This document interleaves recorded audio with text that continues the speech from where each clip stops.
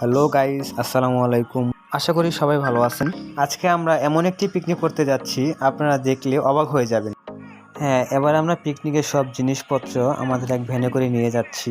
এলাকার ভাই ব্রাদার, ছোট ভাই যারা আছে সবাই মিলে আমরা পিকনিকটি করার জন্য যাচ্ছি বিল পাড়ে। জায়গাটি অনেক সুন্দর, আপনারা দেখলেই বুঝতে পারবেন। হেঁটে হেঁটে যাচ্ছি। আমাদের ভ্যানের ভিতর ছোট্ট একটা বক্স ছিল, সেই বক্সে সবাই গান শুনতে শুনতে আসতেছে আর সবাই অনেক মজা করতেছে। এইভাবে এমন একটা পিকনিক করতে যাব আমরা কখনোই ভাবিনি। আমাদের পিকনিকটা হুট করে আর কি এমন হয়ে যায়। আমরা আস্তে আস্তে সেই স্থানে চলে এসেছি। জায়গাটি দেখুন, অনেক সুন্দর একটা জায়গা, মনোরম পরিবেশ, খোলামেলা একটা জায়গায় আমরা ছাড়া আর কোনো লোক ছিল না। একদম চারিদিকে ছিল শুধু ফাঁকা। সবাই যে যার মতো কাজে লেগে গিয়েছে, যে যা পারছে সেটাই করতেছে। আমাদের সবজিগুলো কাটা হচ্ছে। যাই হোক, আমরা সবাই মিলে যে আজকে এই কাজটা করতেছি, এটা হচ্ছে একটা বড় একটা আনন্দ। সবজি কাটা শেষ, এখন আমরা আমাদের চাউলগুলো সব ধুয়ে নিচ্ছি। আমি আর আমার ছোট ভাই আকাশ দুজনে মিলে ভালো করে চাউলগুলো ধুয়ে নিলাম। তারপর আসলাম মাংস কাটতে। হ্যাঁ, মাংস কাটার দায়িত্বটা দিয়েছিল আমাকে একাই। সো আকাশ, আমি সুন্দর করে এই মাংসগুলো পিস করে দিচ্ছি, আকাশ বটি দিয়ে সাইজ করে নিচ্ছে।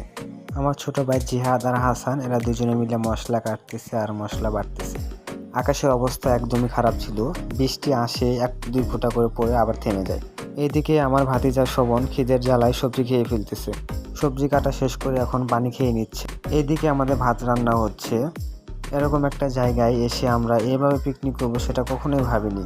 সবাই অনেক আনন্দ করতেছে আর পিকনিক করতেছে। ছোট ভাই আকাশ মাংসগুলো প্রায় কেটে শেষ করে ফেলছে। সবাই যে যার মতো কাজ করতেছে, অনেক ভালো কাজ করতেছে। দেখতে দেখতে সন্ধ্যা লেগে আসছে প্রায়। এদিকে আকাশের অবস্থাও তেমন একটা ভালো না। আমাদের ভাত রান্না ছাড়া আর কোনো কিছু এখন পর্যন্ত রান্না করা হয়নি। এখন আমরা মুরগির মাংস রান্না করব। আর এইদিকে আমাদের ভাত রান্না শেষ। আমরা ভ্যানের উপর রেখে কলাপাতা দিয়ে ঢেকে রাখছি যাতে কোনো ময়লা না পড়ে। মাংস রান্না শেষ করতে করতে রাত হয়ে গেছে। তারপর আমরা বসালাম সবজি। এখানে কোনো লাইটিংয়ের ব্যবস্থাও করা ছিল না। সবাই যে যার মতো মোবাইলে ফ্ল্যাশ দিয়ে রান্না বান্না করতেছি। চারদিকে শুধু অন্ধকার আর অন্ধকার। আমি ভিডিও করতেছি আর একটু পর পর শুধু গিয়ে দেখতেছি যে যেখানে খাবার রাখা ছিল সেই খাবারের ভিতরে কোনো সাপ ব্যাঙ কোনো কিছু ঢুকলো কিনা। আর এদিকে পোলাপান অন্ধকারের ভিতরে যে জায়গার ভিতরে অনেক মজা করতেছে। কি হয়েছে মুরব্বি?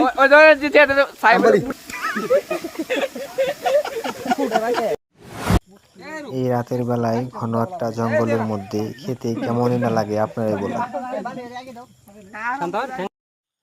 এখন বাজে রাত 10:27। এই একটা বিলের ভিতরে আমরা ছাড়া কেউ নেই। যে যার মোবাইলের ফ্ল্যাশ লাইট জ্বলিয়ে খাওয়া দাওয়া করতেছে। এটা ছিল আমার খাবার। তো সবাই ভালো থাকবেন, সুস্থ থাকবেন। আমাদের এই পিকনিকের ব্লগটি আপনাদের কাছে কেমন লাগছে অবশ্যই জানাবেন। ধন্যবাদ।